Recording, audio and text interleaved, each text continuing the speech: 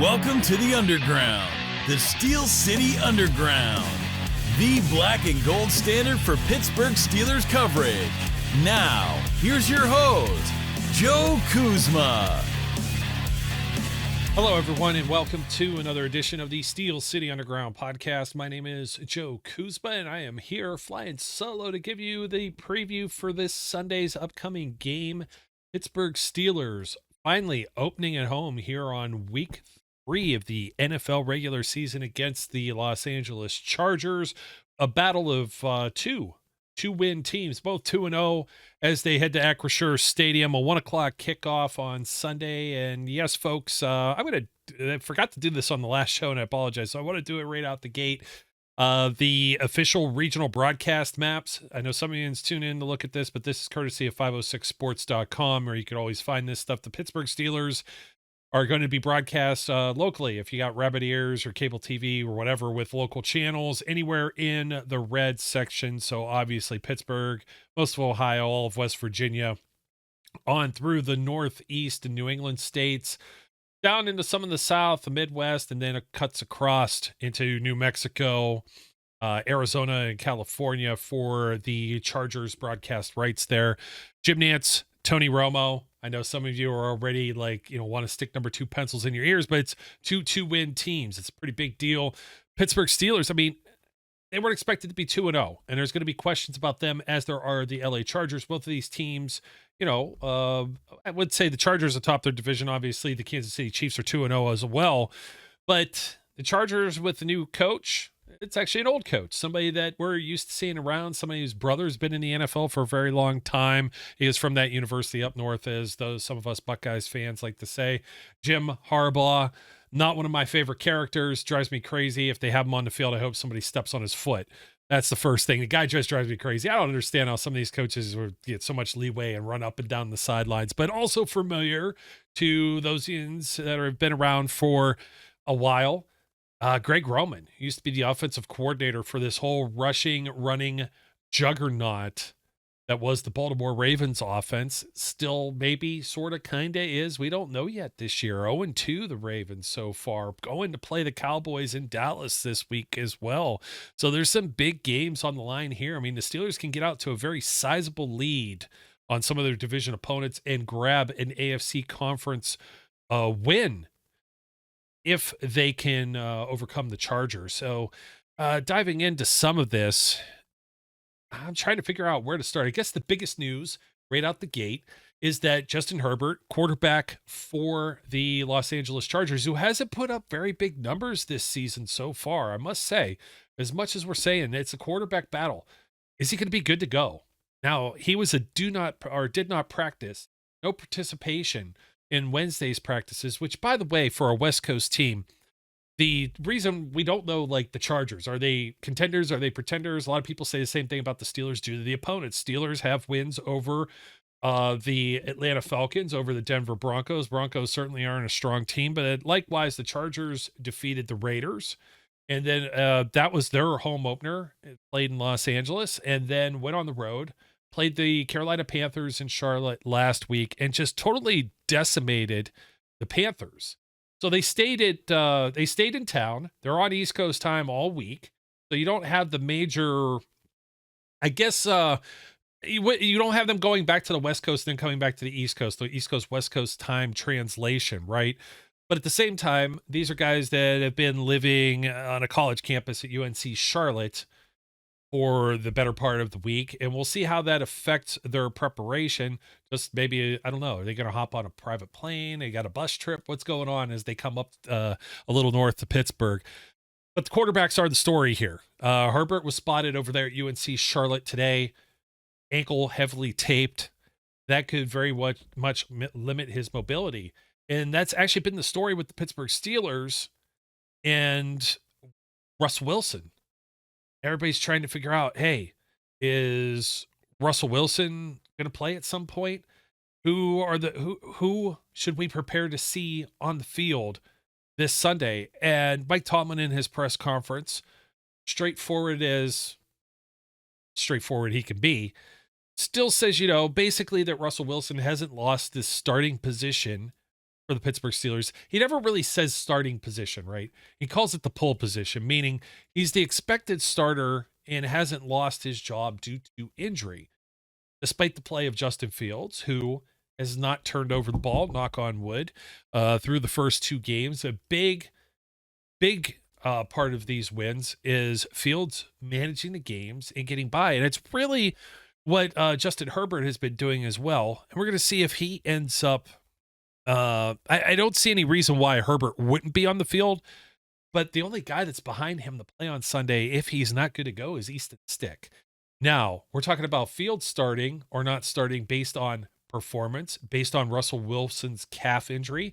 And I think the Steelers are still going to wait this out at least 1 more week, if not 2, depending on how Fields plays. If Fields goes out there and has close to maybe 200-ish yards passing, which I know he hasn't had yet this season, but he could have. I think I found the official total, 3 or 4 passes taken away, offensive pass interference, defensive pass interference, came out to something like 106 yards, penalty yards, had the ball been caught. Now, in almost all of those cases, I think the ball gets caught. Van Jefferson would have come down, almost came down with it with one hand anyway.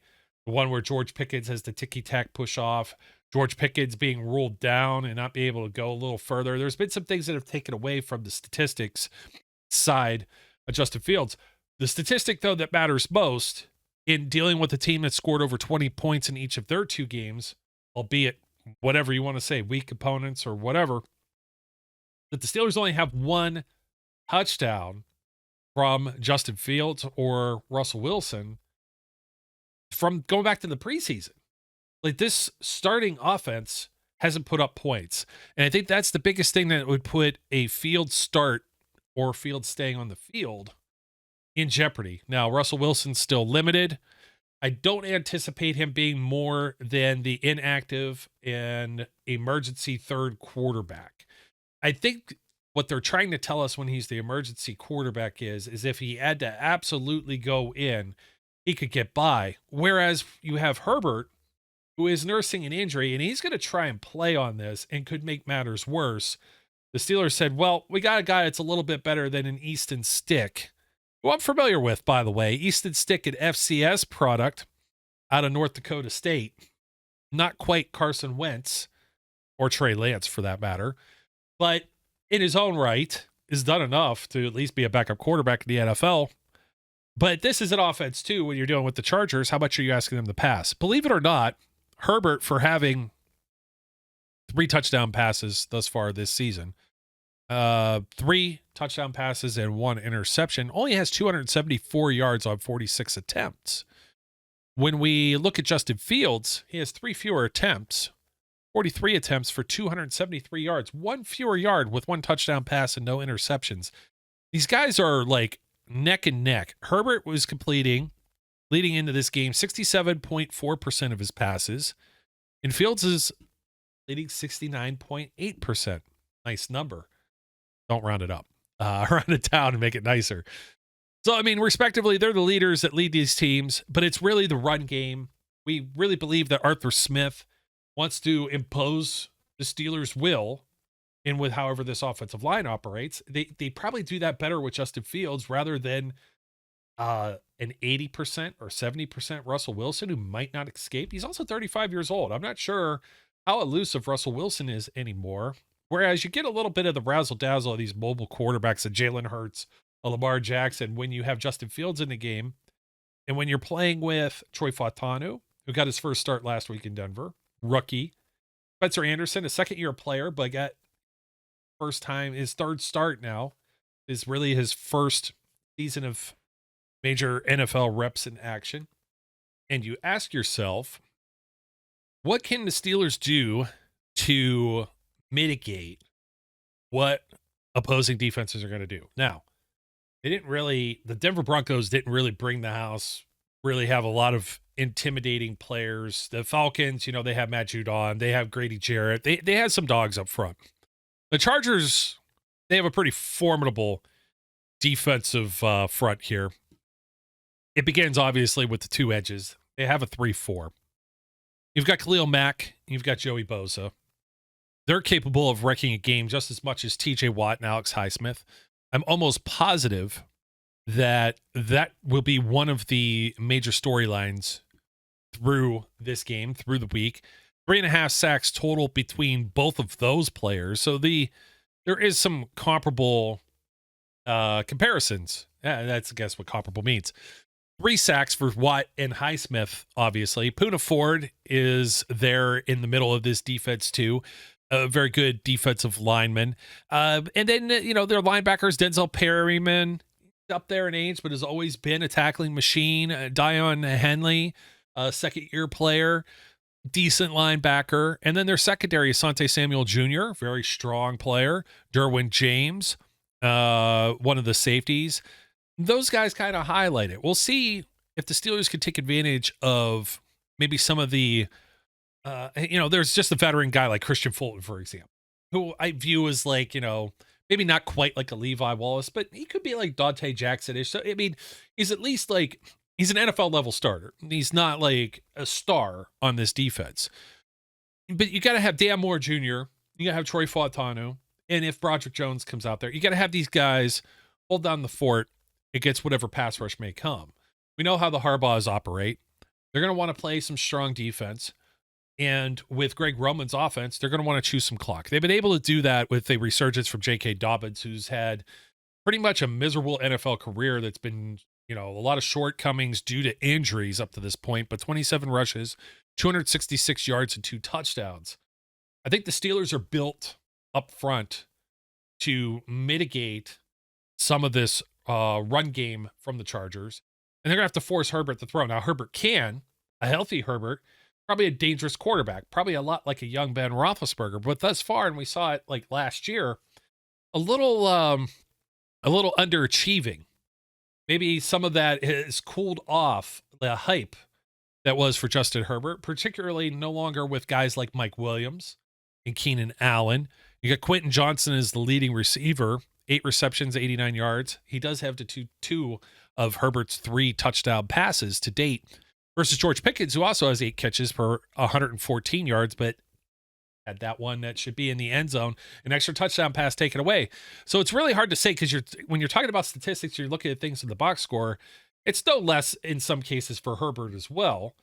But primarily, we know that the Jim Harbaugh style, as Mike Tomlin has stated in his press conference, is these guys. Greg Roman. Greg Roman isn't looking to have Herbert throw the ball around the field. And the Chargers, I don't think, have maybe the strongest receiving crew to do so. So when you take a look at that opposing offense, J.K. Dobbins, Gus Edwards, both former Ravens. So we're very familiar with a lot of these players that are on the other side of the field.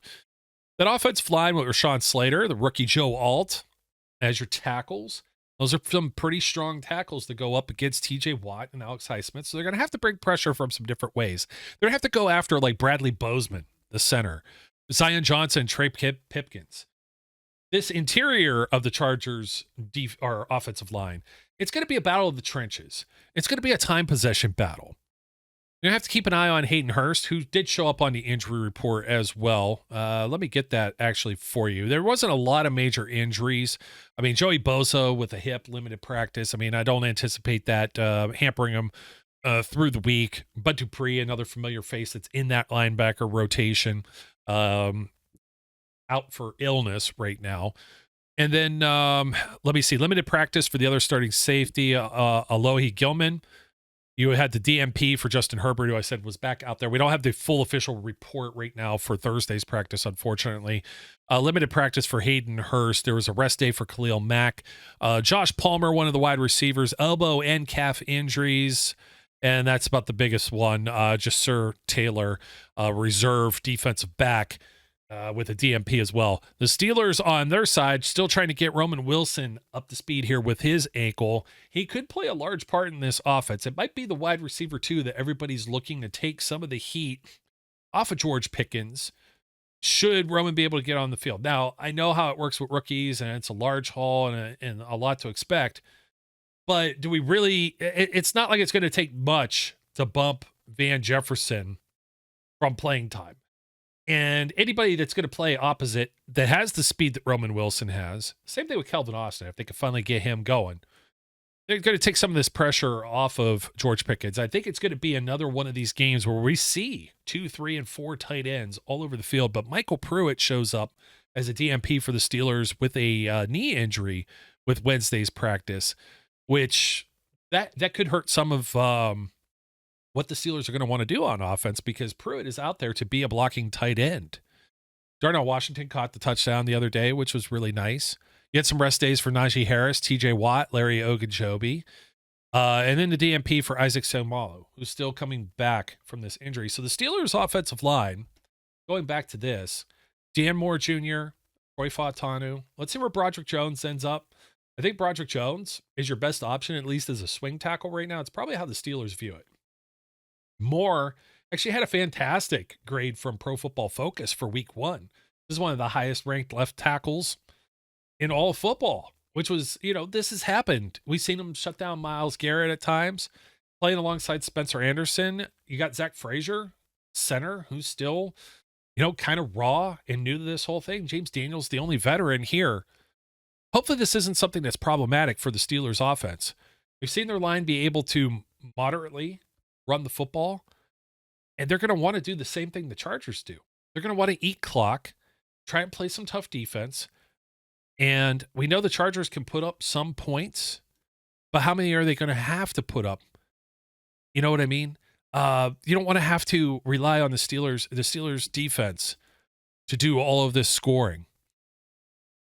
There's also the turnover battle. The Chargers have been able to get some turnovers. They've been able to force some. They got Gardner Minshew and Samir White to lose fumbles week 1 against the Raiders. That was a 22-10 victory, where the Chargers, they actually didn't win the time of possession battle. They lost it by about 3.5 minutes in the game.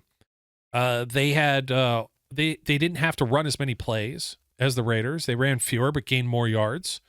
They had 11 first downs on 54 offensive plays.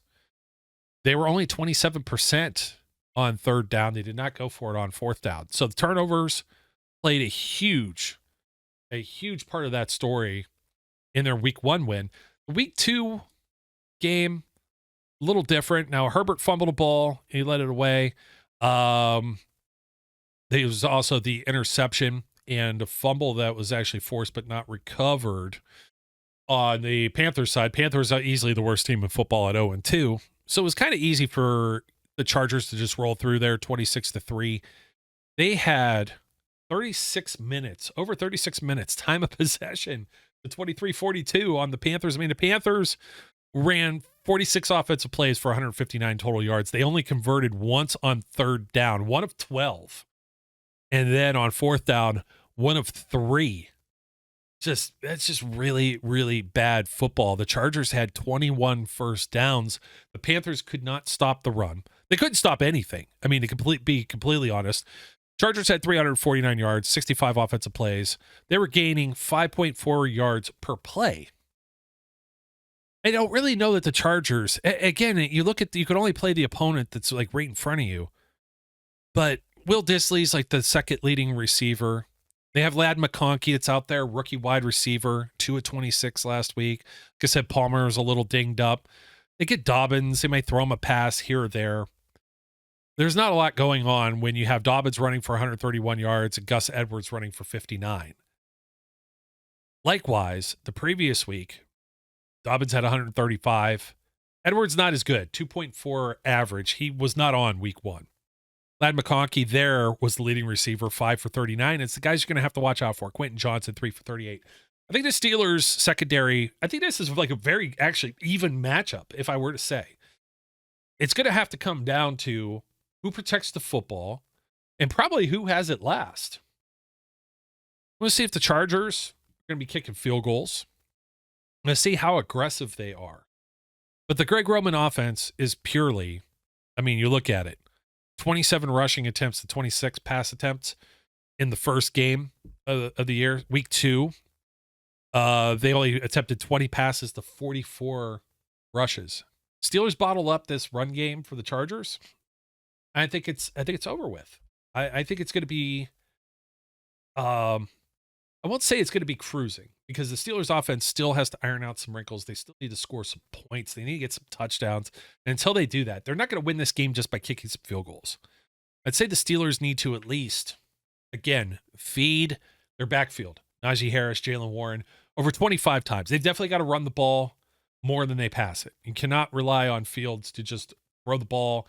You can't get behind in one of these games. You can't just kick field goals or end drives in field goals or punt the ball away. It's going to be a field position battle in that respect. I think the Steelers are going to match up very well, though, with their inside linebackers. I have a feeling you're going to see Nick Herbig a little bit more as a third edge rusher. We've seen him on the field while Watt and Highsmith are out there as well. We're going to see Patrick Queen, Peyton Wilson, and Landon Roberts. I think we see all of these guys. I think we're going to see extra safeties. There's going to be a lot of confusion because this is the way you bottle up. And Herbert's not like the most mobile quarterback, especially with the bum ankle. So it's not like trying to lock down Lamar Jackson, but when the Steelers used to play this Greg Roman offense against the Ravens, they would just have 5 linebackers out. They would just swarm to the ball and try and keep, 8 guys in the box. Herbert has the ability. I mean, Lamar Jackson does too, but he didn't have the receivers, right? He's got the arm. They're going to have to dare him to throw the football. I think Joey Porter Jr., Dante Jackson. We haven't heard a lot of Minka Fitzpatrick's name yet, but this could be a big game for him, especially if he gets to freelance. You get a little bit of freelancing in there, and he could get them to turn the ball over. Steelers protect the football, run the football, and stop the run. I think are going to be the big keys. I don't see a big score, and I think the way that the Steelers aren't coming into this game looking at a team, oh, it's the Chargers. Like, it's not like the Chargers are 0-2 or 1-1. They're a 2-0 team, and there's at least familiarity with the previous head coach because Mike Tomlin's been around forever. Now, I think Harbaugh, when I go back and look at it, Jim Harbaugh, that is, he is 46-19 overall as a head coach in the National Football League. He's 1-0 against the Steelers. Mike Tomlin's 4-3 against the Chargers all time. Mike Tomlin's been around 18 seasons, so it's not his first rodeo. He's used to Greg Roman. He's used to Jim Harbaugh. I think that's what it's going to be. It's going to be the tale of 2 run games, the 2 defenses, and who limits turnovers. Both teams have tremendous playmakers. I mean, Derwin James. I don't expect Justin Fields to throw in the middle of the field against Derwin James. Okay, that's where I'm at. I would like to see Pat Freiermuth involved a little bit more, put up some more wide receiver 2 numbers, but it would not surprise me if we see fewer than 25 pass attempts from Fields, provided the Steelers don't have to play from behind. If they have the ability to play with a lead for whatever reason, say there's a strip sack, pick 6, something of that nature, a big turnover that happens, that might be all they need to coast into this and go 3-0. It's a big game. Since they played the first 2 on the road, I think it's going to be a more friendly environment for the offensive line. I think it's going to be a more friendly environment for Justin Fields and for this whole team to kind of just gel, get on the same page, and get it done. It's going to be good to be in Pittsburgh for this one. The following week, it's not like they're looking ahead. It's not like they're looking at the Indianapolis Colts like, oh, yep, here we go. That's the game that could actually be the trap game, because then you have the Dallas Cowboys, wherever their record might be, their huge fan base, the primetime game. At least right now, you've got Sunday, 1 o'clock game in Pittsburgh. Should be geeked up. Everybody should be excited to finally play at home. I know Patrick Queen was talking about he wants to hear Renegade. I'm going to try and see if there's any other late breaking news here before I sign off here, because that's usually what happens. I kick myself in the foot. Yeah, just more of Justin Herbert back at practice with the taped ankle. And just, no, not really a whole lot there. So, again, I really do like the Steelers' chances to be able to go 3-0 in this game. I believe that the spread on this one, if I remember correctly, was only the standard -3. I think the Steelers are actually favored, which we know they weren't originally heading into the season. I'm going to double check and verify this real quick. I never want to give anybody bad betting advice. It's already bad enough. Oh, no, it's actually dropped down. Steelers are favored by only 1.5. They're keeping this one a little close to the vest. The over-under on this game is 35.5. That excites me only from the standpoint of just talking about defense, running the football, and not turning it over. Oh, that's such a sucker bet, especially after the Chargers have scored 20-ish in each of theirs. I know the Steelers only had 18 and 13. Ooh, sucker bet is definitely there, folks. Over under 35.5. You heard it here from me first. By the way, my name's Joe. Don't forget to like, comment, subscribe. We appreciate you supporting Steel City Underground. A little bit shorter of a show this week since I'm by myself. I don't know, Brian's somewhere in the backwoods of Ireland. I guess they call it that, hiking or whatever. Flash, a little bit busy, but you got a little bit of his notes on the last show. So go ahead and check it out, especially there at the tail end and what he thought about the Chargers and their odds. I think it is a very evenly matched matchup. This would be one that would be good for tiebreakers if the Steelers could secure a victory here against another AFC opponent. And going 3-0 would be just, I think it would be fantastic, especially then. Build some more confidence. Let's see if Fields, let's see what he could do. But again, it might be just one of these things where the Steelers are just, they're doing just enough to win at this point and not really pushing the envelope. I don't know. It does become subjective. You know, I want to be homerish. I want to be on the side, but there's always that cautiously optimistic side of me that's like, you don't want to jump the shark too far because there's still things we haven't seen. And it's touchdowns. But if they could secure a few drives here, keep the defense from getting too gassed, it's going to be the biggest key. The offense is going to have to, I had it, you know, running the ball and stopping the run the ball and keep the defense fresh, because this Greg Roman offense, they're just going to try and pound you, wear you out. It's supposed to be in the mid to high 80s in Pittsburgh on Sunday. The forecast, I think I saw anywhere from 86 to 88 degrees. It's going to get in the 90s and surrounding areas around the country. So this could be another hot one. These guys are still working themselves somewhat into football shape. Keep an eye on the injury report, but Justin Fields, again, penciled in as the Steelers are operating with him as the starter. Don't worry about the ingredients of the hot dog. I'm not interested in all that stuff. Folks, I said it already, but don't forget to like, comment, and subscribe. Appreciate you hanging in here, and look forward to Steelers football on Sunday. Home opener, 1 o'clock Eastern against the Los Angeles Chargers. Till next time, as we always do to close out these shows, we encourage everyone out there to be safe, be good, and we'll catch you later.